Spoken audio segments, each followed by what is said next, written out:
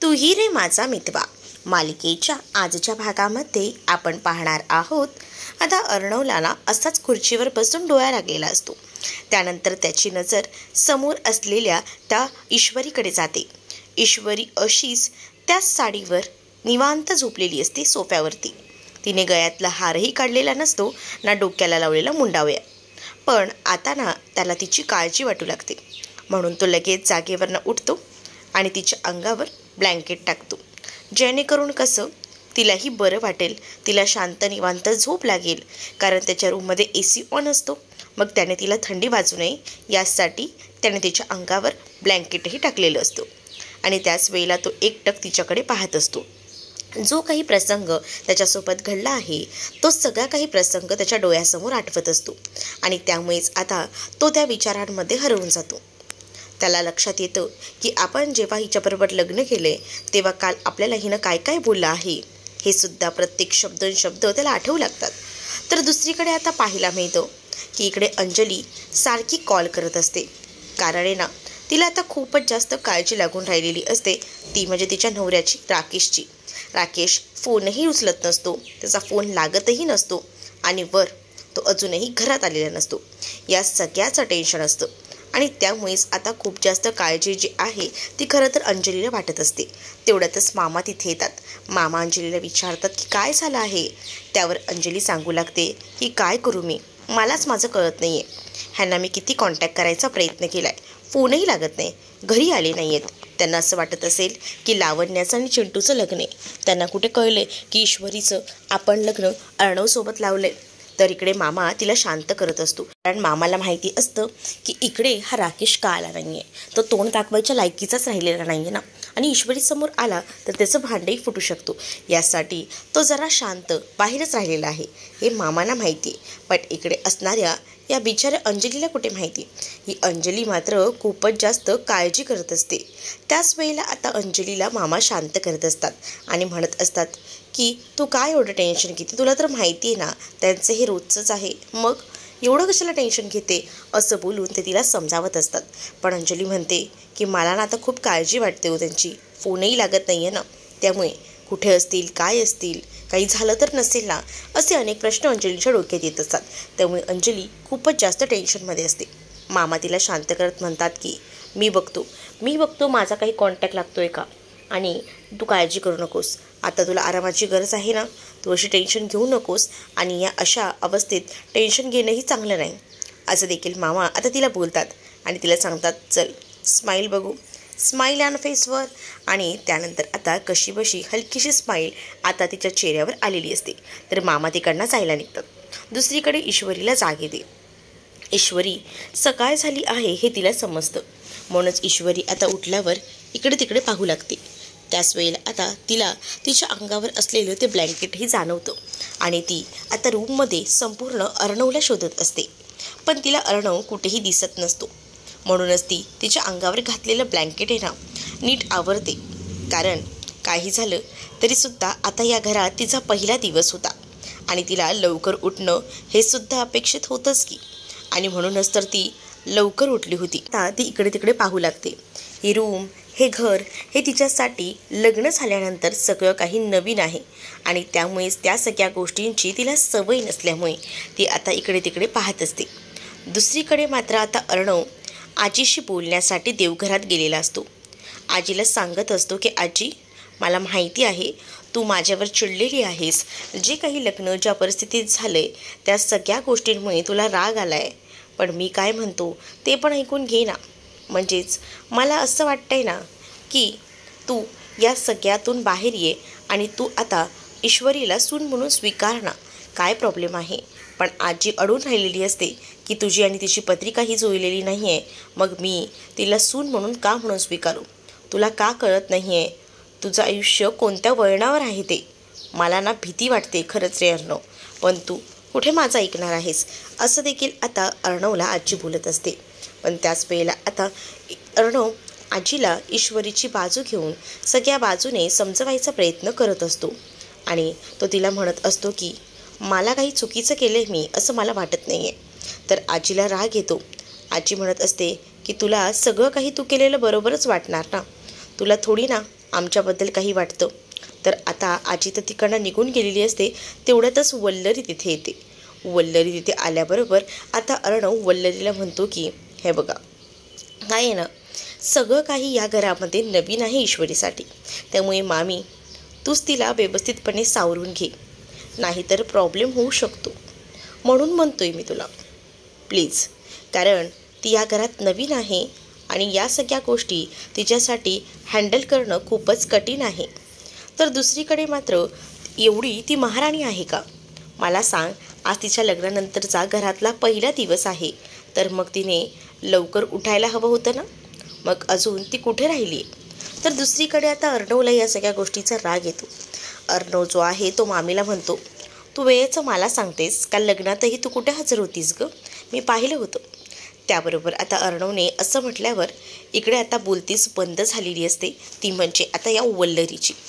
वल्लरीला आता अर्णव एकच सांगतो की बघ, या घरात ती नवीन आहे आणि मला असं वाटतं की आपल्यामुळे तिला कोणीही त्रास होऊ नये आणि तिला या घरात सामावून घ्यायला थोडा वेळ जाईल आणि तो वेळ आपण तिला द्यायला हवा. या सगळ्या गोष्टी अर्णवने एकदम कणखरपणे सांगितलेल्या असतात. त्यामुळे मात्र आता वल्लरी जी आहे ती शांतच राहते. वल्लरीला मात्र आता सगळ्याच गोष्टी ज्या आहेत त्या समजवण्याची गरज असते आणि अर्णव जो आहे तो चांगल्याच कणखरपणे तिला या सगळ्या गोष्टी सांगत असतो.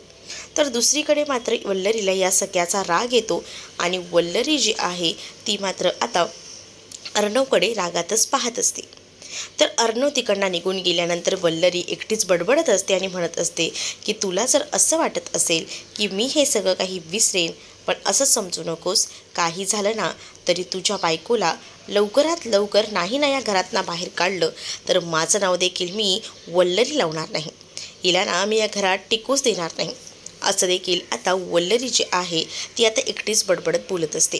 दुसरीकडे अर्णव पुन्हा एकदा रूममध्ये आलेला असतो. तो बघत असतो की ही उठली की नाही आणि त्याच वेळेला त्याला कुठेही ती दिसत नाही. म्हणून तो घाबरतो. पण नंतर ती त्याला तिथे उभी असलेली दिसते. ज्या वेळेला त्याला ती तिथे उभी असलेली दिसते ना, तेव्हा तो तिला हाक मारतो, मिस इंदोर. त्याबरोबर आता ती म्हणते, आलेत का? सकाळ झाली का तुमची? आणि त्याच वेळेला आता अर्णव म्हणतो की तुला फ्रेश व्हायचं असेल ना, जा वॉशरूममध्ये जा आणि कपडे चेंज करून घे. त्यावर ईश्वरी अर्णववर चिडते आणि म्हणते, हो, मला कपडे चेंज करून घ्यायला सांगताय, जसं की इकडे माझे कपडे आधीच आणून ठेवले होते ना आणि मलाही माहिती होतं की आपलं लग्न होणार आहे आणि मग सगळ्याची तयारी करून मीच बॅग भरून बाहेर निघायला हवं होतं. असं मुद्दामून ती आता टोमणा मारू लागते. त्यावर त्याने आता तिची गाडीत राहिलेली पर्स आणलेली असते आणि तो ती पर्स तिच्याकडे देत असतो. तिला म्हणत असतो की ही पर्स तुझी. त्याच वेळेला आता ईश्वरी ती पर्स बघते. त्या पर्समध्ये तिचा मोबाईल असतो, पण तो आता बंद झालेला असतो कारण त्याच्यामध्ये चार्जिंग नसते. ईश्वरी आता त्याच्याकडे चार्जर मागत असते आणि म्हणत असते की मला प्लीज चार्जर द्या, कारण आहे ना मला माझा मोबाईल चार्ज करायचा आहे. त्याच वेळेला आता तो म्हणतो की ठीक आहे, मी देतो.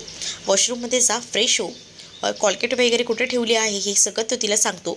पण वॉशरूममध्ये ना सगळे काही मेल प्रोडक्ट्स आहेत, शॅम्पू, सगळं काही. पण मी फिमेल सगळे सामान पाठवून देतो. तोपर्यंत हो तू फ्रेश, तू आंघोळ करून घे, असं देखील तो तिला म्हणतो. आणि त्याच वेळेला आता ईश्वरी जी आहे ती म्हणत असते की मी तुमच्याकडे चार्जर मागितला आहे, तेवढा चार्जर तेवढा मला द्या, म्हणजे कसं मला फोनही माझा चार्ज करता येईल. असं देखील आता अर्णवला ईश्वरी सांगू लागते. तर ईश्वरीला अर्णव सांगतो की तो बघ तिथे समोर ठेवला आहे ना, तो घ्यायचा. जसं आता ईश्वरी ही अर्णवशी वागत असते ना, तसं आता अर्णवही थोडा कणकरपणेच तिच्याशी वागत असतो. त्यानंतर आता अर्णव खाली येतो. अर्णव खाली आलेला असतो तर मामा खूप जास्त विचारत असतात. अर्णवही टेन्शनमध्ये असतो. अर्णव म्हणतो की काही झालं ना तरी आपल्याला या मिस इंदोरला थोडा वेळ द्यायला हवा, कारण ही लगेच ना या घरात इतक्या पटकन रुळणार नाही आहे. तर दुसरीकडे आता मामा सांगू लागतात की हा जो मूर्ख आहे ना, हे सगळं ना तो मुद्दामून करतोय हे मला कळतंय.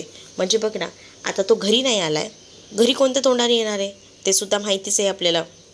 पण या सगळ्यामुळे बिचारी आपली अंजली खूप टेन्शनमध्ये आहे आणि ती ना टेन्शनमधून बाहेर पडायला हवी असं मला तरी वाटतं. मग आपण काय करायचं? तर दुसरीकडे मात्र आता अर्णवच्या सुद्धा लक्षात येतं की नक्कीच अंजली टेन्शनमध्ये असणार आहे आणि म्हणूनच तो सुद्धा विचार करत आता म्हणू लागतो की मला माहिती आहे आता ताई खूप जास्त टेन्शनमध्ये असणार आहे, पण आपण आहे ना ताईला व्यवस्थित समजूया, त्यासाठी काहीतरी करूया. तो तर इथे येणार नाही आपल्याला माहिती आहे, पण त्याच्यापासून आपल्याला ऑलरेडी धोका आहे, म्हणजेच अंजलीलाही आणि ईश्वरीलाही.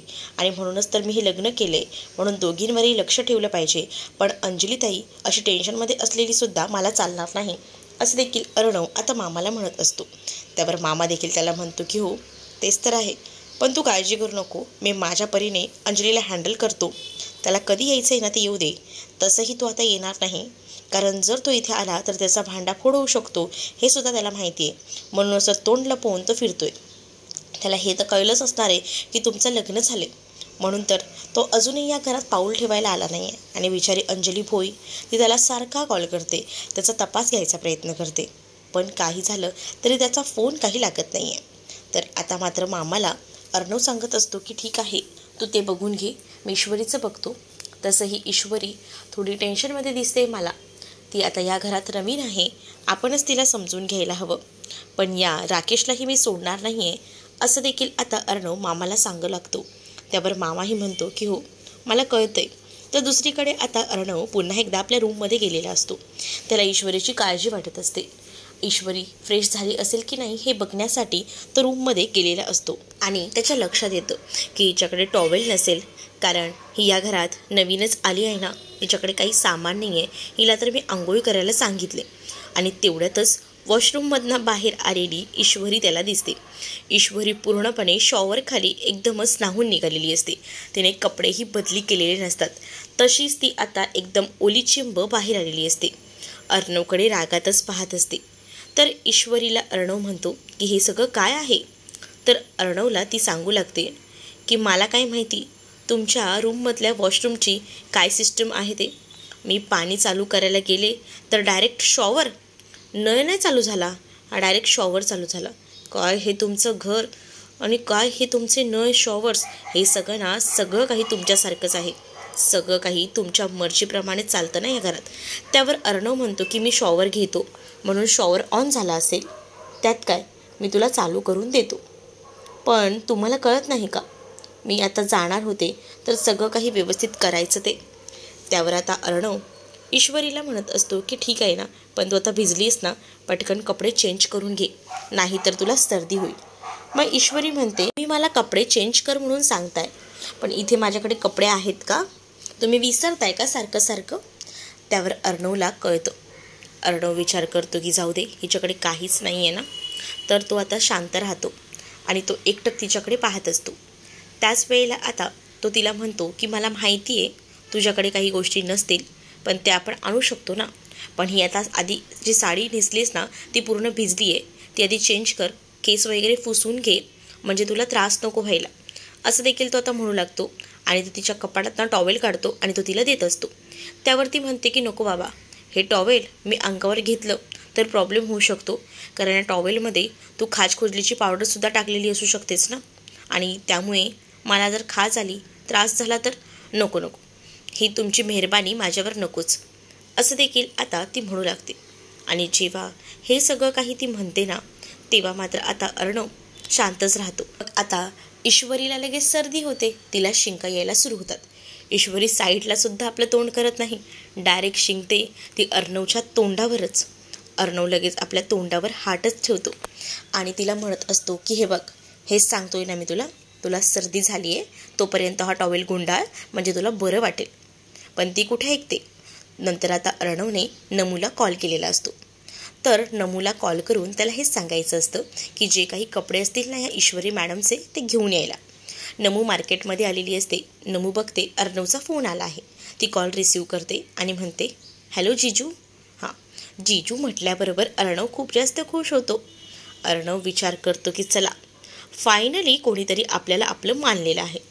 आणि म्हणूनच तो आता म्हणू लागतो की बघ, मला कोणीतरी आपलंसं केले, म्हणजे तुझ्या बहिणीने जीजू म्हणाली ना, असं म्हटल्याबरोबर ईश्वरीही पाहू लागते. तर अर्णव तिला म्हणतो की काय ना, जरा मॅडमचे कपडे हवे होते, ते बॅगेमध्ये भर आणि प्लीज जरा घेऊन येशील ना तर बरं होईल, कारण मॅडम आहे ना पूर्ण भिजले आहेत शॉवरखाली. पण त्यांना माझं ऐकायचं नाही आहे, त्यांना मी टॉवेलही देतो आहे, तेही त्यांना नको आहे. मग आता मी तरी काय करू, प्लीज जरा तेवढं सामान त्यांचं घेऊन आलीस तर बरं होईल. त्यावर आता हे सगळं बोलताना इकडे नमूला मात्र हसू येत असतं. नमूचं हसू काही आवरत नसतं, कारण आता तो मुद्दामूनच सांगतो की येताना ना थोडे पेशन्ससुद्धा घेऊन ये, थोडीशी बुद्धीसुद्धा घेऊन ये, कारण त्याचीसुद्धा गरज आहे, ती घरी राहिली असेल तर. आणि हे सगळं तो ईश्वरीकडे बघून बोलत असतो. त्यावर ईश्वरीला राग येतो. ईश्वरी लगेच अर्णवकडनं तो फोन खेचून घेते आणि सगळ्या काही इन्स्ट्रक्शन नमूला देऊ लागते. नमूला ती सांगत असते की काय काय सामान घेऊन यायचं आहे ते, आणि नमू देखील तिला हो असं म्हणत असते. तोपर्यंत जे अर्णवने टॉवेल दिलेलं असतं ते ईश्वरी हातातच घेऊन उभी असते, पण ते टॉवेल काही ती अंगावर सुद्धा घेत नसते. तर आता अर्णव जो आहे कपाटात त्याचे काही कपडे शोधत असतो, जेणेकरून ते कपडे जे आहेत ते व्यवस्थितपणे होतील. तर इकडे ईश्वरीला आत्यांची बाबांची काळजी असते आणि ते सगळे ठीक आहेत ना याबद्दलसुद्धा ती आता नमूकडे चौकशी करते. त्यावर आता नमू म्हणत असते की तू इथली काळजी करू नको, सगळे काही व्यवस्थित आहेत, तू आता फक्त आणि फक्त तुझ्या संसाराकडे लक्ष दे. तू नाही आहेस पण आम्हाला घर खायला उठते, पण तरीसुद्धा आम्ही आहोत व्यवस्थित, तू नको एवढी काळजी करू, आणि तुझं सामान ना मी घेऊन येते. तर दुसरीकडे फोन ठेवल्यावर नमूही कळून जाते की चला फायनली दोघंही संसाराला लागली. तर इकडे आता अंजली टेन्शनमध्ये बसलेली असताना मामाला कळतं की हे सगळं ना त्या मूर्ख राकेशमुळे होते. म्हणूनच आता ते नाटक करतात की राकेशचा फोन आला आहे, आणि तसंच बोलत बोलत ते तिथपर्यंत आलेली असतात. आणि ते म्हणतात की हो हो चालेल चालेल, जवळ बापू जरा थांबा, जरा थांबा, तुमच्या या टेन्शनमध्ये असणाऱ्या बायकोशी बोलून घ्या. आणि असं बोलून आता फोन घेऊनच मामा मुद्दामून अंजलीकडे देत असतो. पण तेवढ्यातच तो म्हणतो अरे यार कट झाला, कारण तो फोन लागलेलाच नव्हता. खरं तर अंजलीचा मूड ठीक करण्यासाठी मामाने हे सगळं केलेलं होतं. मामाला ती म्हणते की काय झालंय, त्यावर मामा सांगतात अगं मागे नाही का एका डोंगराच्या ठिकाणी तो गेला होता केससाठी, तिथेच गेलाय, तिकडे ना थोडा नेटवर्कचा इश्यू आहे, त्यामुळे ना त्याचा कॉल लागत नाही आहे. म्हणूनच तर त्याने कॉल केला होता, मोबाईलला चार्जिंगही नव्हती.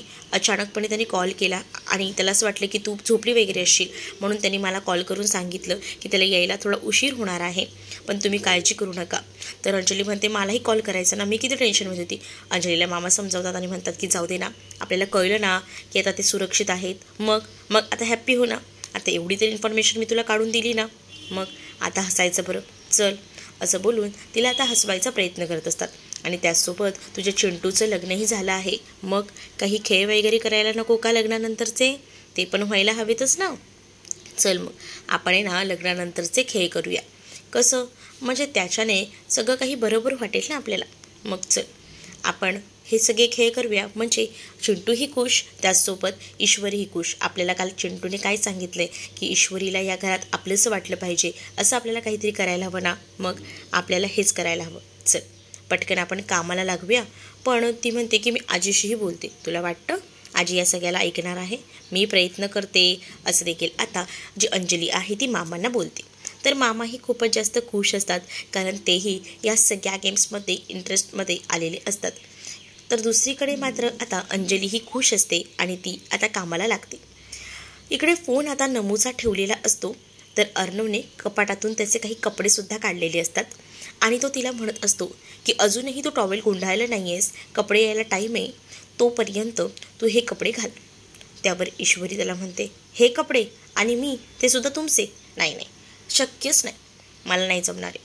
आणि ती फक्त स्वतःच्या अंगावर जे काही पाणी पडलेलं असतं ना ते असं टॉवेलने पुसायचा प्रयत्न करत असते. मग आता ईश्वरीवर अर्णव चिडतो, कारण आतापर्यंत त्याने तिचं सगळं ऐकून घेतलेलं होतं, पण इथून पुढे त्याला एकही शब्द तिचा ऐकून घ्यायचा नसतो. तो म्हणतो तुझा ना हा लहान मुलांसारखा हट्टीपणा ना आता पुरे कर. तिच्या हातात ना ते टॉवेल खेचून घेतलेलं असतं त्याने आणि डायरेक्टली तिच्या अंगावर टाकलेलं असतं, आणि तिला म्हणत असतो की तुला ना याची गरज आहे बघ, याची, हे असं घ्यायचं. तुमचा काय हा हट्टीपणा आहे, हट्टीपणा मी करणारच आहे, मी तुझा नवरा आहे आणि तुला हे सगळं ऐकावंच लागणार आहे. मी तुम्हाला माझा नवरा मानत नाही, तू मानो अथवा न मानो मी तुझा नवरा आहे म्हणजे आहे, असं बोलून तिच्या अंगावर त्याने टॉवेल टाकलेलं असतं. आणि तिला सांगतो की हे कपडे चेंज करायचे, मी म्हणतोय ना तर म्हणायला ऐकायलाच पाहिजे, समजलं का, ऑल राईट. मग तीसुद्धा ऐकते आणि ती त्याच्याकडे बघून तोंड वाकडं तिकडे करू लागते, कारण त्याचा जो काही अरेरावीपणा असतो तो आता तिला सहन करावा लागत असतो.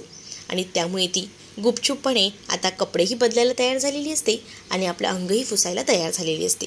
तर त्याच वेळेला आता ईश्वरीला तो प्रसंग आठवतो. एकदा कामावर सुद्धा अर्णवने त्याचं जॅकेट ईश्वरीला दिलं होतं आणि तो सगळा प्रसंग तिच्या डोळ्यासमोर आठवतो आणि म्हणूनच ती आता त्याचे कपडेसुद्धा घालायला तयार होते. तर इकडे आता पुढील भागात पाहायला मिळतं सगळेजण डायनिंग टेबलवर बसलेले असतात, म्हणजे आजी, अंजली आणि वल्लरी. आणि त्याचबद्दल अंजली आणि जी काही वल्लरी आहे ती बोलत असतात. त्यावेळेला आता आजी ज्या आहेत त्या बोलत असतात की जे काही लग्न ज्या परिस्थितीत झालं ते खूप चुकीचं झालं आणि ज्या काही गोष्टी म्हणजेच अर्णवच्या आईसोबत झाल्या होत्या त्याच सगळ्या गोष्टी आता इथेही होत आहेत. जसं अर्णवच्या बाबांनी अर्णवच्या आईला फसवलं तसंच इथे अर्णवनेही तेच केलेलं आहे. ते ऐकून अर्णवला राग येतो. तर दुसरीकडे मात्र आता मार्केटमध्ये गेलेल्या नमूसमोर राकेश येतो आणि राकेश सांगत असतो की तीच माणसं म्हणजेच अर्णव जो आहे ना तो खूप जास्त तिला फसवतोय आणि या सगळ्यामुळे ती खूप तिचा जीव धोक्यात आहे. मग आता तुम्हाला एवढंच वाटतं, तुम्हाला तिला जाब विचारायचं वाटतोय ना, तुम्ही हे माझ्यासमोर बोलू नका. तुम्ही एक काम करा, माझ्यासोबत तिच्या घरी चला आणि तिला जाब विचारा, असं डायरेक्ट नमूने सांगितलेलं असतं. त्यामुळे मात्र आता राकेशची बोलतीच बंद होते. तर तुम्हाला हा भाग कसा वाटला हे मला नक्कीच कमेंटमध्ये सांगा आणि अशाच नवनवीन भागांसाठी आपल्या चॅनलला सुद्धा सबस्क्राईब नक्कीच करा.